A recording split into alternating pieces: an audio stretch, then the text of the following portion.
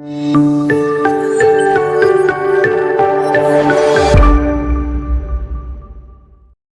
Business guidance, brand name suggestions, registration guidance, marketing tips, business development ideas కోసం మా licence శాస్త్ర company MD Nagendra Babu గారిని సంప్రదించి పూర్తి వివరాలు తెలుసుకోండి. మనం బిజినెస్ కు వేసే తొలి అడుగే మన బిజినెస్ గ్రోత్ అవ్వడానికి ఉపయోగపడుతుంది. So all the best. Thank you. Welcome to BLA business channel. ఈరోజు మనం ఈ వీడియోలో మనం ఏమేమి రిజిస్ట్రేషన్ చేస్తాము, మనం ఎన్ని ఇయర్స్ నుంచి ఈ బిజినెస్ని రన్ చేస్తున్నాము, సో మన జర్నీ ఎలా ఉంది, సో కన్సల్టెన్సీ ఫీజు అనేది ఎందుకు పెట్టడం జరిగింది, సో కన్సల్టెన్సీ ఫీజు పే చేసిన వారికి ఎటువంటి సర్వీస్ అనేది ఇవ్వడం జరుగుతుంది, సో దానికి సంబంధించిన పూర్తి వివరాలు మనం ఈరోజు వీడియోలో తెలుసుకుందాం. మన జర్నీ వచ్చేసి 2018లో స్టార్ట్ అయిందండి. సో దీనికన్నా ముందు 2014లో దీనికి ఒక స్టెప్ అనేది వేయడం జరిగింది.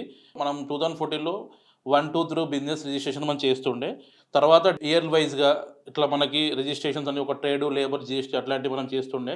తర్వాత ఏమవుతుందంటే సార్ కస్టమర్లు అడుగుతుండే, సార్ మీరు ఒక ఓన్లీ ట్రేడ్ మార్క్ చేస్తారా, లేబర్ లైసెన్స్ చేస్తారా, ఎంఎస్ఎంఈ చేస్తారా అని అడుగుతుండే. సార్ ఇవే చేస్తున్నాం సార్, మాకు ఎందుకంటే డిపార్ట్మెంట్ టచ్ అప్ లేదు, ఇవి వరకే ఉన్నాయి, మాకు అప్లికేషన్ ఇంతవరకే వచ్చు, దీని వరకే మనం చేస్తున్నామని కస్టమర్కి మనం కన్విన్స్ చేస్తుండే. అంతకుముందు వచ్చేసి 2014లో టీఓటీ ఉంటుండే. ఎంఎస్ఎంఈ రిజిస్ట్రేషన్ ఇప్పుడు మనం ఇప్పుడు చూస్తున్నాం కదా, అంతకుముందు SSI small scale industry licence అనేది ఉంటుండే. సో అది ఇంతకుముందు స్టేట్ వైజ్గా ఉంటుండే, తర్వాత సెంట్రల్కి మారడం జరిగింది. సో అప్పుడు ఎస్ఎస్ఐ, ట్రేడ్ మార్కు, ఇట్లా జిఎస్టీ అంటే అప్పుడు ఇంతకుముందు జిఎస్టీ ఇప్పుడు వచ్చింది, అంతకుముందు టీఓటీ, టీ నెంబర్ అట్లా ఉంటుండే. సో వీటిని మనం కస్టమర్లకి మనం రిఫర్ చేసి, సో మన ఫైలింగ్ అని చేసి వాళ్ళకి రిజిస్ట్రేషన్ అనేది మనం అప్లికేషన్ చేసి వాళ్ళకి రిజిస్ట్రేషన్ అనేది చేస్తుండే. సో అట్లా స్టెప్ బై స్టెప్గా మన రిజిస్ట్రేషన్స్ అనేది బల్క్గా దాన్ని ఎక్స్పెండ్ చేయడం జరిగింది. అంటే ఒకటేసారి మనం రిజిస్ట్రేషన్స్ అని ఎక్కువగా పెట్టుకోలేదు. మనకి ఇన్వెస్ట్మెంట్ స్టార్టింగ్ వచ్చేసి 1000 రూపీస్ ఇన్వెస్ట్మెంట్ తోటి చేయడం జరిగింది.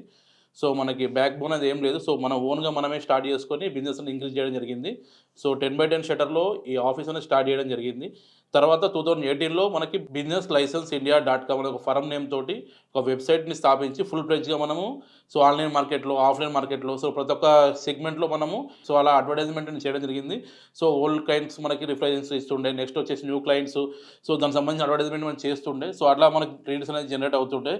మనం అప్లికేషన్ మనం చేసిన తర్వాత దాని టైమింగ్ అనేది మెయిన్ ఉంటుందండి. సో అప్లికేషన్కి అండ్ రెస్పాన్స్, ఈ ఫాలోఅప్స్ చాలా డిఫికల్ట్గా ఉంటుండే. సో నేను ఒక సింగిల్ మెంబరే కాబట్టి సో అన్నీ హ్యాండిల్ చేయాలంటే సో చాలా ఇబ్బందిగా ఉంటుండే. సో నేనే అప్లికేషన్, నేనే కాల్స్ మాట్లాడి, నేనే ఫాలోఅప్ చేసి, నేనే సో అప్రూవల్కి వెళ్ళి, సో ఇవన్నీ ఒక సెగ్మెంట్లో జరుగుతుండే అనమాట. ఇప్పటివరకు ఇది 2018 వరకు ఇలా జరుగుతుండే. సో అట్లా స్టెప్ వైజ్గా మనం సో ఇది మనకి సెట్ అవ్వదు, ఎంప్లాయీస్ కంపల్సరీ మనం తీసుకోవాలి టెలికాలర్ని. సో ఆ టెలికాలింగ్ వాళ్ళని మనం అసైన్ చేసుకొని మన బిజినెస్లో గ్రోత్ అవ్వాలంటే కంపల్సరీ అసైన్ చేసుకున్న టెలికాలర్తో వాళ్ళు ఫాలోఅప్ చేసుకుంటే మనకు వర్క్ ఈజీగా ఉంటుంది. సో మనం వర్క్ అనేది షేర్ అవ్వడం వల్ల మనకి బిజినెస్ అనేది తొందరగా గ్రోత్ అయ్యే ఛాన్స్ ఉంటుందని చెప్పి సో ఆలోచనతో మన ఎంప్లాయీస్ కూడా రిక్రూట్మెంట్ చేసుకోవడం జరిగింది, ఒక ఇద్దరిని. సో అప్పుడు మనం food, trade, labour, trade mark, GST, MSM registration, ISO, state licence గురించి చెప్పుకుంటే ఎక్స్పోర్ట్ చేసే వారికి ఎక్స్పోర్ట్ ఫుడ్ లైసెన్స్, ఇంపోర్ట్ చేసిన ఇంపోర్ట్ ఫుడ్ లైసెన్స్, ఇట్లా రకరకాలుగా లైసెన్స్ చేస్తుండే, ఒక 15-20 అరౌండ్ చేస్తుండే. సో దాని తర్వాత మళ్ళీ 19-20 ఇట్లా ఈ ఇయర్ వైజ్గా మనము ఎక్కువ మనకి గైడ్లైన్స్, నోటీసులు, సో గవర్నమెంట్ సంబంధించిన టెండర్లు అనేది రిలీజ్ కావడం జరిగిందండి.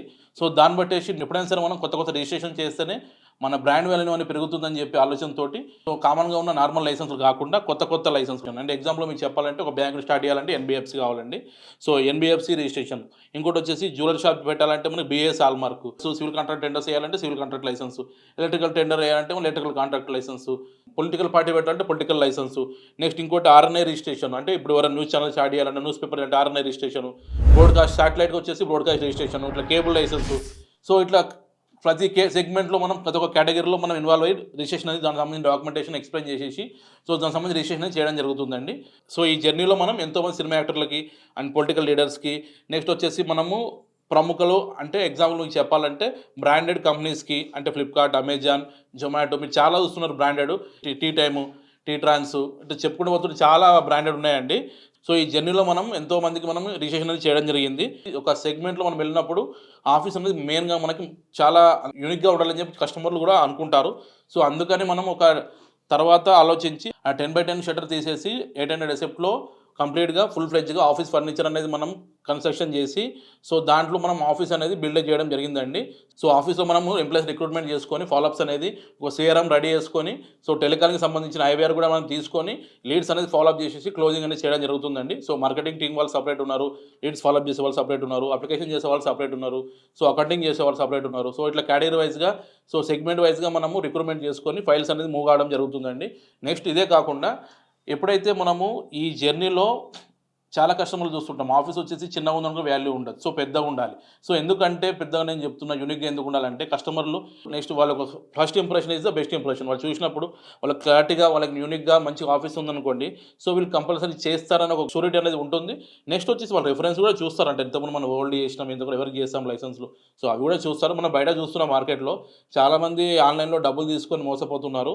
సో చాలామంది మాకు రిఫర్ చేసిన వాళ్ళు కూడా వాళ్ళు కస్టమర్లు మనకు చెప్తూ ఉంటారు, సార్ ఇద్దరు ముగ్గురు బయట ఆన్లైన్లో పే చేస్తాం సార్, వెబ్సైట్ ద్వారా పే చేస్తాము, ఇట్లా యూట్యూబ్లో పే చేస్తాం సార్, వేరే చాలా ఇన్స్టాగ్రామ్లో ఇట్లా చాలా ఆన్లైన్ మోసాలు జరుగుతున్నాయి. ఓన్ హౌస్ కమ్ ఆఫీస్ కాబట్టి సో కస్టమర్కి ఎటువంటి ఇబ్బంది లేకుండా మన ప్రతి ఒక్కటి లైసెన్స్ అనేది మన ఆఫీస్ నుంచే మనం చేయడం జరుగుతుందండి. సో మధ్యలో మీడియేట్ ఎవరు ఉండరు, సో డైరెక్ట్ మనకు సంప్రదించి లైసెన్స్ చేసుకోవచ్చు. ఇంకోటి ఈ బిజినెస్ లైసెన్స్ ఇండియా.com ఎట్లా మనం స్థాపించామో దీన్ని మనం ఆల్ ఓవర్ ఇండియా తీసుకెళ్దామని చెప్పేసి ఒక బ్రాండ్ నేమ్ కూడా మనకు క్రియేట్ చేయడం జరిగింది. అది వచ్చేసి లైసెన్స్ రాస్తా అండి.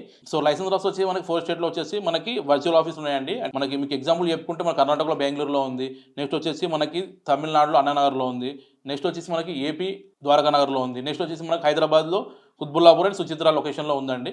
సో మనం ఇవన్నీ కార్పొరేట్ లొకేషన్లో మనము తీసుకోవడం జరిగిందండి. నెక్స్ట్ ఇంకోటి వచ్చేసి కస్టమర్కి వే ఆఫ్ టాకింగ్ మనము చెప్పే ప్రైజెస్ సో కొంతమందికి ఎక్కువ అనిపిస్తే కొంతమంది తక్కువ అనిపిస్తాయి. ఎప్పుడైనా గుర్తుపెట్టుకోండి, ఫైల్స్ అనేది ఒక ఫైల్ మనం అప్లికేషన్ చేసి దాన్ని అప్రూవల్ దాకా తీసుకెళ్ళి దాన్ని డాక్యుమెంటేషన్ చేసేవాళ్ళు ఒక సీఏ ఛార్జ్ చేసి ప్రొఫెషనల్ ఛార్జెస్ సపరేట్ ఉంటాయి, ఒక నార్మల్ వ్యక్తి ఛార్జ్ చేసే ప్రొఫెషనల్ ఛార్జెస్ సపరేట్ ఉంటాయి.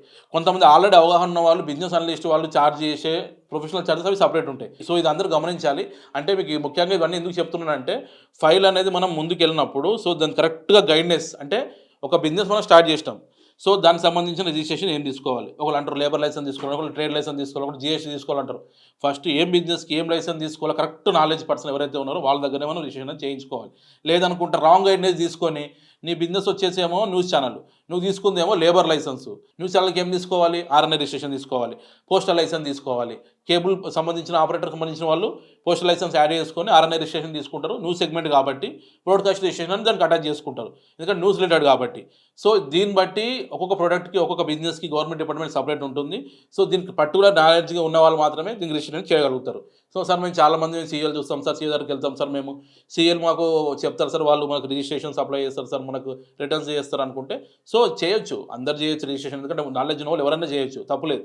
కానీ రిటర్న్స్ ఐడియాలజీ ఉన్నవాళ్ళు, ఆర్ఓసి ఫైలింగ్ ఐడియాలజీ ఉన్నవాళ్ళు, ఎక్కువ దాని మీద ఫోకస్ ఉన్నవాళ్ళు ఈ రిజిస్ట్రేషన్ కాన్సెప్ట్ మీద ఫోకస్ అనేది పెట్టరు. నెక్స్ట్ మేము వచ్చేసి ఈ IT returns, GST filing concept అనేది మేము తీసుకోలేదు, ఓన్లీ లైసెన్స్ పార్ట్ మాత్రమే తీసుకోవడం జరిగిందండి. సో దీని నుంచి మనం ఎక్స్పాన్షన్ చేసేసి టైప్స్ ఆఫ్ రిజిస్ట్రేషన్ గురించి మనం నాలెడ్జ్ మనం పెంచుకొని దాన్ని రీసెర్చ్ చేసి ఏ బిజినెస్కి ఏ రిజిస్ట్రేషన్ తీసుకోవాలని చెప్పి పర్టికులర్గా గవర్నమెంట్ సంబంధించిన రికార్డ్స్ కానీ గవర్నమెంట్ సంబంధించిన పోర్టల్స్ కానీ ఇవన్నీ ఐడియాలజీ మనం తీసుకొని సో మనం కంప్లీట్ రిజిస్ట్రేషన్ అనేది ఏ బిజినెస్కి ఏ రిజిస్ట్రేషన్ తీసుకోవాలనో కరెక్ట్ గైడెన్స్ ఇచ్చేసి కస్టమర్కి బిజినెస్ రిజిస్ట్రేషన్ అనేది మనం స్టేట్ వైజ్గా, సెంట్రల్ వైజ్గా, కంట్రీ వైజ్గా కూడా రిజిస్ట్రేషన్ చేయడం జరుగుతుంది. అంతకుముందు మనం డిస్ట్రిక్ట్ వైజ్ చేస్తుండే, తర్వాత మనం స్టేట్ వైజ్ చేయడం జరిగింది, తర్వాత సెంట్రల్ వైజ్ చేయడం జరిగింది. ఇప్పుడు వచ్చేసి మనం ఇంటర్నేషనల్ వైజ్గా ఈ form registration, GST registration, LSC registration, local అయితే ఆధార్ బేస్డ్ వాళ్ళ డాక్యుమెంట్స్ ఆధారం చేసి మనం లైసెన్స్ చేయడం జరుగుతుంది.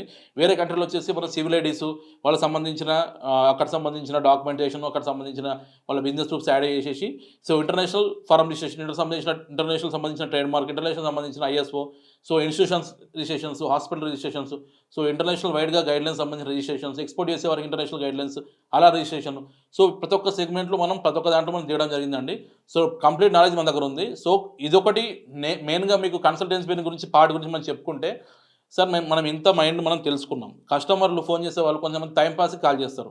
టైంపాస్ అంటే అమౌంట్ ఎంత సార్, ప్రైస్ చెప్పండి, దాని వివరాలు చెప్పండి. సార్ మేము వివరాలు చెప్తాం, ప్రైస్ చెప్తాం, అమౌంట్ చెప్తాం. సో అందరికీ ఇట్లా చెప్పాలంటే కుదరదండి, కంపల్సరీ ఆఫీస్కి రావాలి, ప్రైస్ చెప్తారు, ఎక్స్ప్లెనేషన్ ఇస్తారు. ఎందుకంటే సార్ మీకు Aadhaar card, pan card, photo పెట్టండి, కరెంట్ బిల్ పెట్టండి అంటే ఎవరైనా చెప్తారు, పర్లేదు. సో దానికి డీటెయిల్‌గా చెప్పాలి అంటే కష్టం. ఎందుకంటే అది 1 అవర్ చెప్పాలి. 1, 1 ½ అవర్, 2 అవర్స్ సెషన్ ఉంటది. నీకు ఏం లైసెన్స్ తీసుకోవాలో చెప్పాలి. ఎందుకు తీసుకోవాలో చెప్పాలి. ఎన్ని రోజులు టైం అయితుందో చెప్పాలి. దీనివల్ల నువ్వు కాన్సిక్వెన్సెస్ ఫేస్ చేసేది ఏముంటది. నువ్వు టెండర్‌లో అలో కావాలంటే ఎట్లా చేసుకోవాలి. సో ఇవన్నీ కంప్లీట్ గైడెన్స్ ఇయ్యాలంటే అది ఫోన్‌లో చెప్పేది కాదు. కొంతమంది కస్టమర్‌లు ఏందంటే లైసెన్స్ తర్వాత తీసుకుంటాం. 6 మంత్స్ తర్వాత. 1 ఇయర్ తర్వాత తీసుకుంటాం అంటోళ్ళు కొంతమంది ఉంటారు. కొంతమంది ఏంటంటే నిన్ను అడుగుతారు, నన్ను అడుగుతారు, పక్కోంటోని అడుగుతారు, ఎవరిని అడుగుతాడు. లాస్ట్‌కొచ్చేసి నా దగ్గర ఇన్ఫర్మేషన్ తీసుకుంటాడు. వాళ్ళ ఇంటి పక్కింటోళ్ళ ద్వారా లైసెన్స్ చేసుకుంటాడు. ఎందుకంటే దూరం అయితది కాబట్టి. మరి వాని దగ్గరనే ఇన్ఫర్మేషన్ తెలుసుకోవచ్చు అంటే వానికి నాలెడ్జ్ లేదు. ఈ నాలెడ్జ్ మొత్తం నా దగ్గర నేర్చుకొని వానితో లైసెన్స్ చేపిద్దామంటే అది మధ్యలో ఆగిపోతే మళ్ళీ తర్వాత నాకు ఫోన్ చేసుడు ఎందుకు? నేను ఎందుకు మొత్తం ఎక్స్‌ప్లెయిన్ చేసుడు? నా టైం ఎందుకు వేస్ట్ చేసుకోనుడు? సో, అందుకని కన్సల్టెన్సీ ఫీజ్ అనేది ఎందుకు పెట్టడం జరిగిందంటే సో ఇందుకోసమే. సో రాంగ్ గైడ్‌లైన్ తీసుకొని రాంగ్‌గా లైసెన్స్ చేసుకొని ఫేస్ కావద్దు ప్రాబ్లమ్స్ ఉన్న వారికి ఈ కన్సల్టెన్సీ ఫీజ్ అనేది ఉపయోగపడుతుంది. నెక్స్ట్ వచ్చేసి సో కన్సల్టెన్సీ ఫీజ్ ఎందుకు కట్టాలి మేము? మేము లైసెన్స్ తీసుకుంటే తీసుకుంటాం లేకపోతే లేదు మా ఇష్టం అనుకుంటే వాళ్ళకి ఒకటే చెప్తున్నానండి. మీరు ఒకవేళ లైసెన్స్ మన దగ్గర తీసుకుంటారనుకోండి ఈ కన్సల్టెన్సీ ఫీజ్ అనేది దాంట్లో రిమూవ్ చేస్తాం.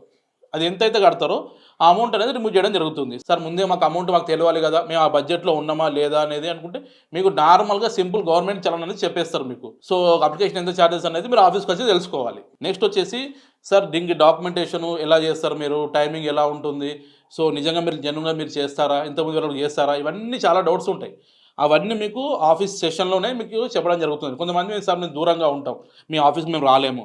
సో సార్ మాకు మీకు కలవాలంటే ఎట్లా? మేము ఎక్కడో హైదరాబాద్‌లో ఎక్కడో ఉన్నా అంటారు. మేము వైజాగ్ నుంచి కాల్ చేస్తున్నాం. మేము ఏబీ నుంచి కాల్ చేస్తున్నాం అంటారు. సో వాళ్ళకి ముఖ్యంగా చెప్పేదేందంటే మీరు వాట్సాప్ కాల్ చేయొచ్చు.